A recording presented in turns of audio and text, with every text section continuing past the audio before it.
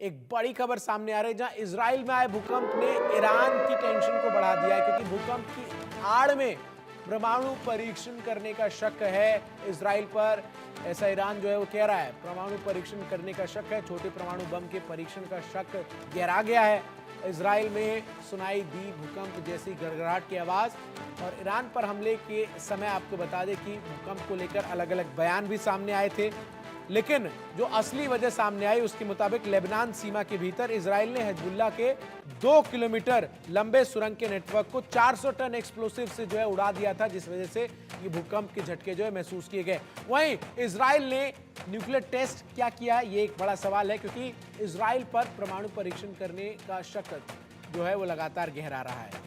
और परीक्षण का गहराए शक में आशंका जो है वो ये है कि शहर को तबाह करने के लिए ईरान के ये बम जो है वो बनाए जा रहे हैं। तेहरान की तबाही के लिए बम बनाने की आशंका है।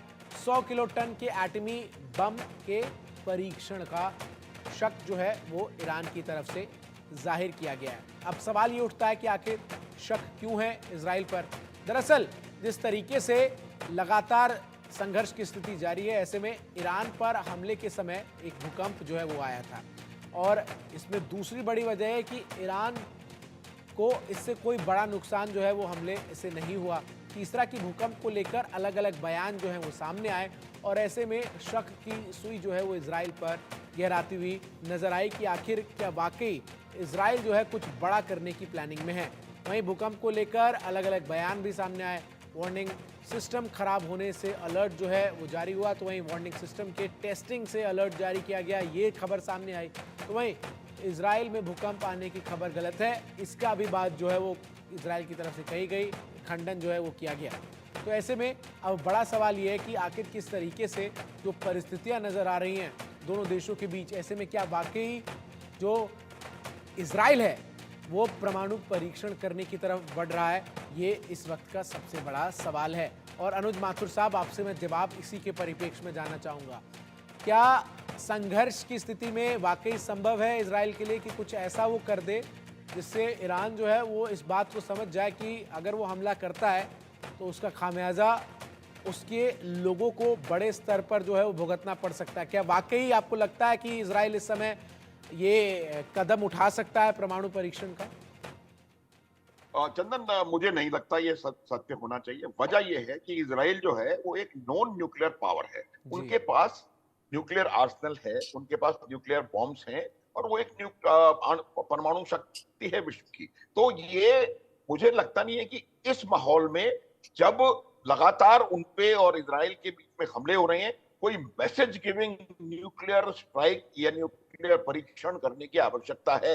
उसकी वजह बिल्कुल साफ है कि इस समय इस प्रकार का न्यूक्लियर परीक्षण, इजराइल के दोस्त वैसे भी कम होते चले जा रहे हैं, और अगर ऐसा उन्होंने न्यूक्लियर परीक्षण किया तो हो सकता है कि कुछ और लोग जो उनके साथ खड़े नजर आ रहे हैं वो उनसे दूर छिटकते हुए नजर आए, और इजराइल का जो इंटरनेशनल सिचुएशन है आज की, वो काफी ज्यादा खराब हो जाए। तो मुझे नहीं लगता कि ये इसमें इस प्रकार का कोई संदेह हमें करने की आवश्यकता है।